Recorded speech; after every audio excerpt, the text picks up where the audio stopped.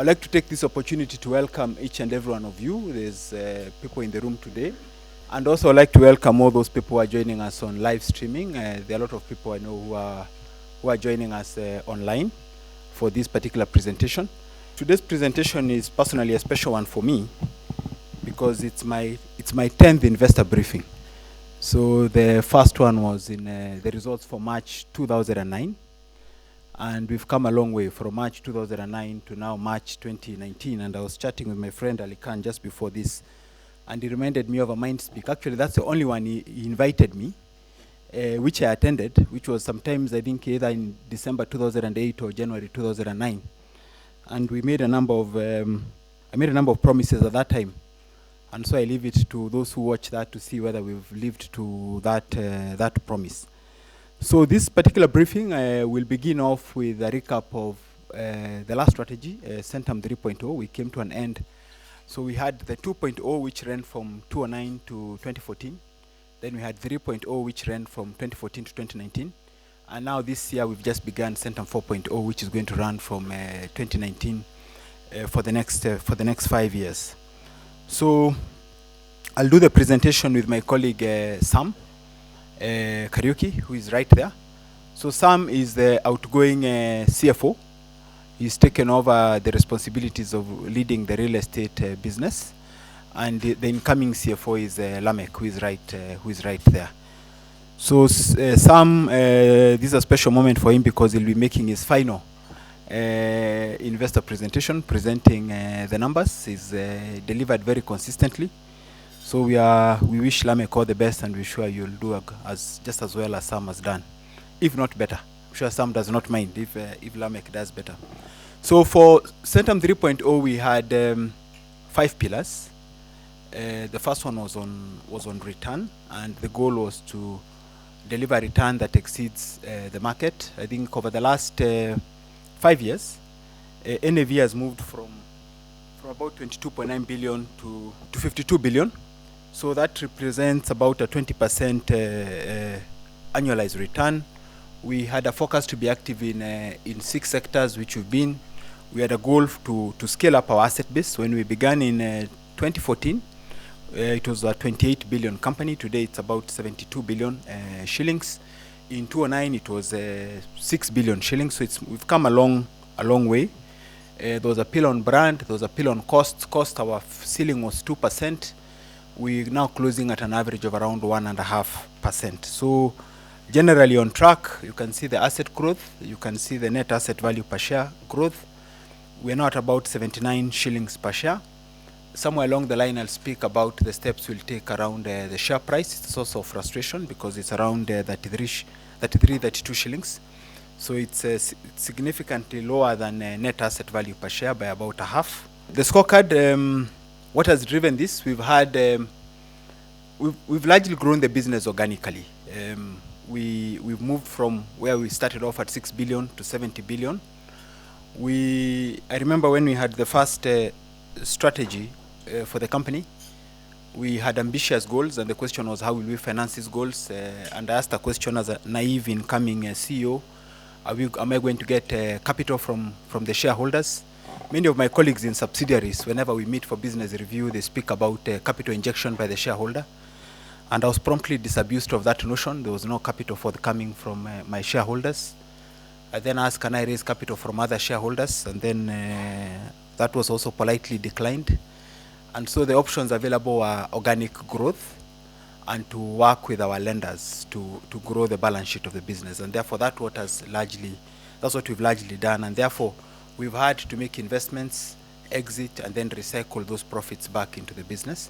So over that period, we've actually, the only share increase we've had is on account of bonus shares that have been issued twice. We had 2 debt fundraisings, bonds. The first one matured in 2017, which was redeemed. We issued one 5 years ago in 2015. It's maturing next year in June, and our intention is to redeem it as well from internally generated funds.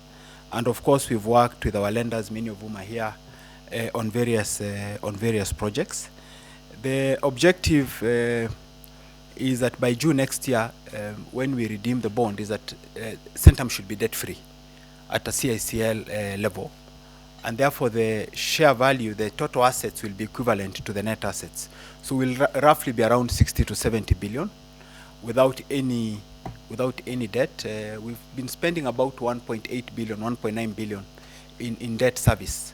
And the idea is to pay that out at CICL level and have that cash flow available either to boost dividend income, or given the price where it is today at 33 shillings, I think it's a wonderful investment opportunity for Centum just to buy back the shares. But then you have annuity income in which you can have a share buyback program, which hopefully will see the price then progressively converge to closer to net asset value and reduce the discount that we currently have. On the private equity business, the overall return is about 33%. The IRR, there's a business that Fred leads. There have been a number of successful exits in the period. So far, Fred has realized about 22 billion. Actually, the gains are 22 billion. He's realized about 22 billion in the last 5 years in that business, and we've invested in a number of businesses. I see some of the leaders here. We invested in the bank. Chege is here. Chege is there, and Douglas are there. So if there is anyone who has a question on banking, those are the two people. Whoever has a microphone, please take note who is going to respond to those questions. We invested in Almasi, and I've seen Wambua around. So Wambua is right there. Wambua used to work with us, and we seconded him to Almasi, and he's done a wonderful job. So if anyone has a question on that, Wambua can respond, and a number of others. On the real estate business, the return has been 37%. That is Two Rivers, Marina, Vipingo. The good thing is that both Vipingo and Marina are debt-free because those were funded from Centum. And then we have Two Rivers Development Limited, where we are a 58% shareholder. We have a number of other partners in that particular investments, and then the marketable securities portfolio. You may have seen today that we signed an agreement, I think on Monday, to sell our shares in Almasi and Nairobi Bottlers. That is at a price of 19.5 billion. We are carrying it in this particular balance sheet at around 16 billion. And our cost of acquisition is about 3 billion. These are businesses that as you're aware, we've been investing for a long time. We began by consolidating the various assets, the various bottlers. We raised our shareholding in Almasi from about 27% to 54%. And I think it's a positive outcome for the business, but also for us as an investor in that business and for the rest of the investors in the business. And we intend to utilize part of these proceeds to retire our entire US dollar denominated debt. It's about $75 million. That will leave about 120 or 12 billion shillings, which will be deployed into the private equity and marketable securities portfolio. That redeployment will save us about 700 million shillings in annual interest costs. We are earning roughly about 400 million shillings in dividend, and that saving excludes any additional income we'll realize on the 12 billion over and above the amount that we've used to retire the debt. We expect to complete this transaction probably in another, it's subject to regulatory approvals, so probably in another 4 months we should be completed. So within this financial year, we are targeting to complete the transaction. Bob, you may take my chair there. Okay, thank you. That's Bob. He was my vice chairman when I served on his board at the NSC, so welcome, Bob. Yeah.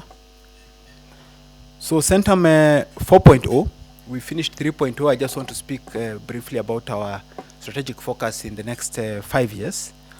So our focus has shifted. Over the last 10 years, it's been largely an asset growth strategy, because the way the economic conditions were, they were ideal for asset growth, where you make an investment and you drive growth in the value of the asset primarily, and you then exit.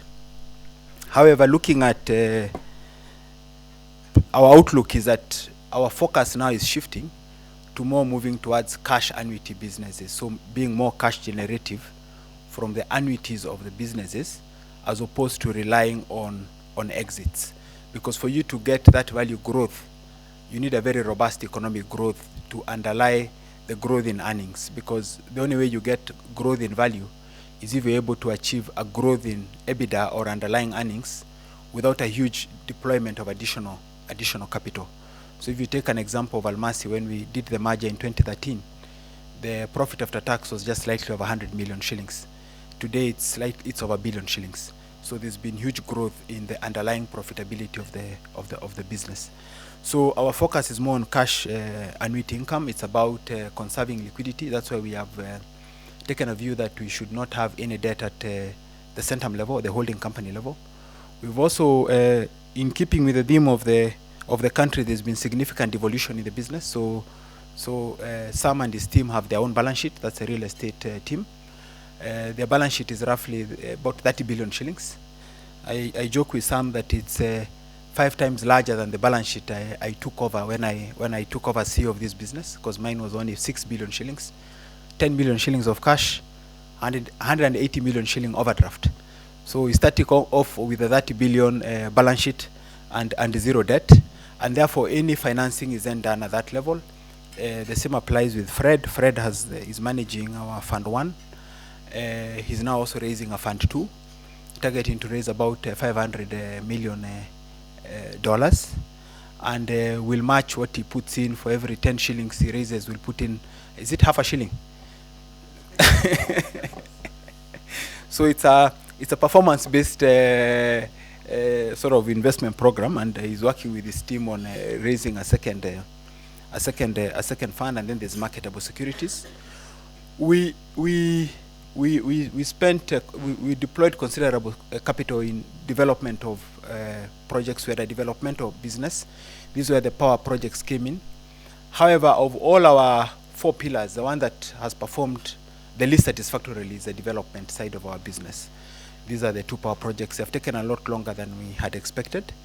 And going into Centum 4.0, we are no longer going to be focusing on the development side of the business. So we're going to focus on just 3 areas: our private equity business, our real estate business, and our marketable securities business. Our focus in line with that is around return and dividend payout, because this business exists to create value for its shareholders. And therefore the focus around the immediate objective is to try and close the gap as much as we can between the price and the NAV. I think we're going to be able to do it. We have a solid plan around that. So it's also related to the second point around capital structure and liquidity. Retire all the debt, and then you're able to conserve whatever liquidity comes through, pass it back to the shareholders, either through dividend or share buybacks. Operating costs are now not as a percentage of assets, but they're as a percentage of annuity income. The ceiling is 30%. We are currently at around 18%, and I don't see that going increasing beyond that level. There's a whole pillar around organizational effectiveness, driven by a man called Thomas Omondi, who is sitting right there. He's a director of operations. And then there's a focus just on those 3 lines of business. And each of these lines has a leader, they have a team. So at CICL level, we are now down to, Thomas, we are now down to 3 people. So at CICL level, it's now back down to 3 individuals. I hope we'll add value. I hope those 3 individuals, myself included, will add value. The portfolio review, so there's real estate, there's a private equity portfolio, marketable securities, and development. I'll just speak on real estate. So they're doing the business, all the activities they're doing is, the drivers are 4. 1, they have infill projects. This is where they have taken our land banks and they're doing various infill developments. There is land monetization. That's a sophisticated way of saying they sell land, yeah? Then there's rentals. Rentals is, for example, 2 Rivers Mall, the offices. And then there's third-party projects where we are also looking now to partner with third-party landowners so that you don't have the capital drag of owning land. But because our business is market-driven, so this business is around addressing demand. And so it's a demand-driven business rather than a development-driven business. And therefore you go where demand is and where the customer is. And you may not necessarily have land in those locations, but you have the ability to develop, which is the capital, the project management ability, and the ability to sell. And therefore the number of projects that will be launched shortly, there's been a lot of work that has been done in various locations in this country, and which are largely very affordable, targeting the mid-market segment. And the results so far have been very encouraging, despite a very challenging economic environment, as you'll see shortly. So in total, right now, they are developing about 1,200 houses. They're under construction. Of those, they have sold 606. And as you can see in some of the projects, the sales are as high as 84%. And these are largely sales that have taken place off plan prior to completion of construction. The value of the sales to date is about 5 billion shillings, and that's probably in a span of the last 9 months. So this is what has been achieved in the last 9 months. So there's a lot more that's going to happen, but the idea also is around market leadership. So they have a leadership at the price point, and also you have leadership from a quality point of view. So this is not a high margin, low volume business. It's a high volume business where you're able to churn out projects at scale. Sam always assures me that capital is not a constraint. He's one of the few Kenyans who can say he's not in a fortunate position not to be constrained for capital, and I can confirm that because a few weeks ago he took me on a roadshow with his lenders and investors, and we were very well received. So I can confirm the man has access to capital, and I can see some of them in the room. So these are some of the developments that are coming up, and we'll be seeing them completing very shortly. They've been very well received in the market. On his land sales pillar, so far last year he sold about 875 million worth of property, and this is at significant value uplift to what the carrying values are. And the negotiation is about 4.2 billion, and we have expression of interest of about another 9 billion. So this sort of is a leading indicator of what you can expect in terms of completed sales in the coming year. Rentals is Two Rivers. That is, it's doing well. It's 79% leased. The offices are coming along well. I think going forward, rentals will be a smaller pillar of our real estate business. The focus is around, in line with the theme around cash generation. We don't want to tie up capital. We want to be able to sell and get back your capital and recycle it as quickly as possible. So that is the span of his business. So next year, what can you expect from him? I expect that number not to be 1,200. In fact, his goal is 5,000. So we expect to see a lot larger coming a number there in terms of sales, in terms of also under construction. That number should have increased. Hopefully by when we meet same time next year, you should have a few of the developments. Some of them we should have handed over by that time. We expect to see a bit more land sales. And I'm sure the rentals will have done better, and some of the third-party projects will have been launched.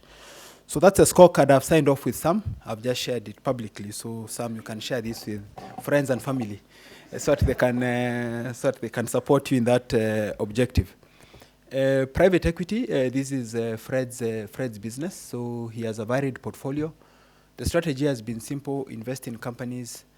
Increase the value. You drive value through increasing underlying earnings, so by growing return on capital. So earnings have to grow faster than the rate at which you're deploying capital into those businesses, and realize that value through exits. So it's about a cash-to-cash return model, rather than just booking book returns through revaluations. So we've had a fairly good track record of investments and exits, and in fact, Fred tells me that in this market, he claims, I think he has some data to demonstrate that he has addressed this issue of exits, because a lot of PE managers cite exit as one of the challenges. But over the last 5 years, we've had more than about 5-6 exits, all very sizable, and many of them with an IRR, even in dollar terms, of greater than 25%. So, and again, through progressive return through dividend payments. So right now, that portfolio, there's NAS, there's Isuzu, there's Longhorn, there's Sidian Bank. Obviously, Almasi and NBL will be getting out shortly, but all doing well and all pointing in the right direction. This is his track record of exits. Thanks, Fred, for including the numbers. So it's evidence-based, so you can see what has been achieved in the period and the kind of exits that have been achieved. So the portfolio is relatively small. When we started, it was less than, even in 2014, it was less than about 6-7 billion. And a lot of that value has been realized organically, and the reinvestment has been largely organic. So last year, because if you're not growing the profitability of the company, you cannot grow the values of the company. So last year, 75% of his companies had a positive profit after tax, means they made money. In simple terms, 63% paid a dividend, and 75% of them had higher profits than the previous year. So there was growth, which was really what you're looking for. There was some investment activity. We put in some money in Sidian Bank in the rights issue, and Sidian Bank also raised a Tier 2 facility, 1.2 billion. So Douglas tells me now he's going to be returning capital back. He doesn't need any more capital from us. Douglas, you should take some counsel from Wambua, who has done a good job. Since he went there, we also gave him about 1 billion shillings. Wambua, that's true. And he's done very well. So I think Douglas is following in the footsteps of and the track record of Mr. Wambua at the back there. We completed the exit of GenAfrica last year. This is something we had spoken about. When we met last, we had not completed. This completed. That was a 30% IRR by the time we were done, about 29% IRR. So his priorities now is to raise a second fund. So we'll be investing in this fund alongside other investors. I think it's positive for several reasons. One, you'll have a longer time frame. A lot of these exits have been done, investments and exits have been done within a very short window of about 6 years, which I meet a lot of my private equity colleagues who complain about 12 years, and I say I wish I had 12 years to invest and exits, because here you're investing and exiting within a very short window. So they'll have a longer window, and what we've tended to find is that we've had more investment opportunities than we've had capital, largely because a lot of operating partners do not see us as a financial investor. We are rather a local strategic partner, and there are not many of those in the country. So we don't have enough capital to deploy to all the opportunities we have. So it makes sense if we're able to leverage third-party capital as well to invest alongside ours. The third reason is risk mitigation, because then there's greater diversification for our own investments in this particular fund. So it's going to be a focus fund, largely, I think, larger ticket transactions, a couple of maybe $20-30 million and above.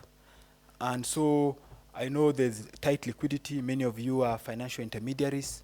So if any of the companies meet Fred's criteria, and roughly Fred's criteria is that it should have an EBITDA of about $5 million and above.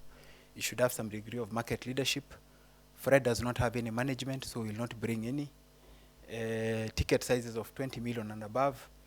Fred, I can share your mobile number. Please call Fred. He might have some liquidity for you. He also is not, he has access to capital. So he's looking to deploy. And I think the environment is good, because there might be companies that are looking for balance sheet restructuring. Probably they have a bit of debt. They need equity, but the underlying franchise is good. And that was the case even with Almasi when we took over. It was saddled with the debt. We put in rights issue. They paid back. Today they actually cash positive. The cash exceeds the debt by about $10 million, and that freed them to then focus on their key operating businesses. So there are a number of opportunities. So Fred, let's see if anything comes out of this call for requests for expressions of interest. Yeah. So marketable securities. This has been for those of you who know Centum long enough. This used to be our core business. We had 60-70% of our portfolio in the stock market. Those days when I was an investment manager, I used to talk to Bob Karin about twice a day because we're really traders in the market. This is something we have de-emphasized, largely because the focus of the business should be to give investors access to otherwise inaccessible investment opportunities, and therefore we didn't see the rationale of investing in marketable securities in our market, especially when investors can go and invest directly. But what they have done is that there's been geographical diversification as well. So they've invested across the continent, and it has given us liquidity. So I can see the numbers there. They have generated about 13%. Is that over 5 years? Average return. But as you know, the markets have not been good even over the last 5 years. So it's been a tough market.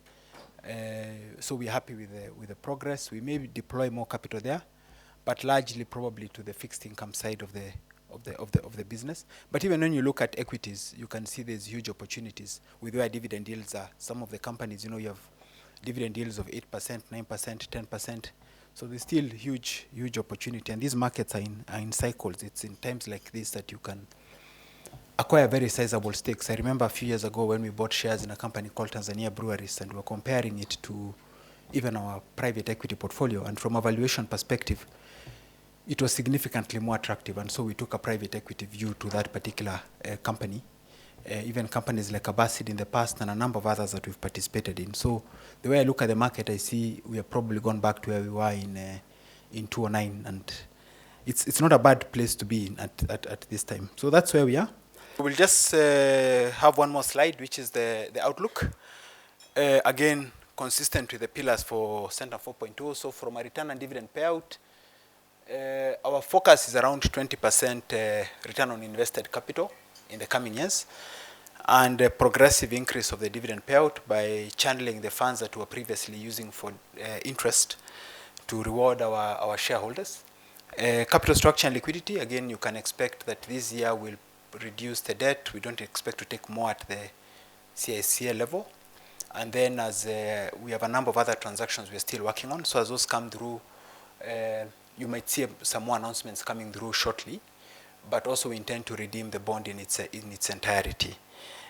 Operating costs, those probably will be around 15% of cash annuity income. That's the ceiling we've set for ourselves internally. Portfolio focus remain very consistent on the three businesses: real estate, private equity. You may see some new investments coming through in the coming period, probably through the fund, and then the marketable securities business. So it's a very simplified business structure. I want to thank you, ladies and gentlemen, for your kind attention, to thank all those who've joined us on live stream.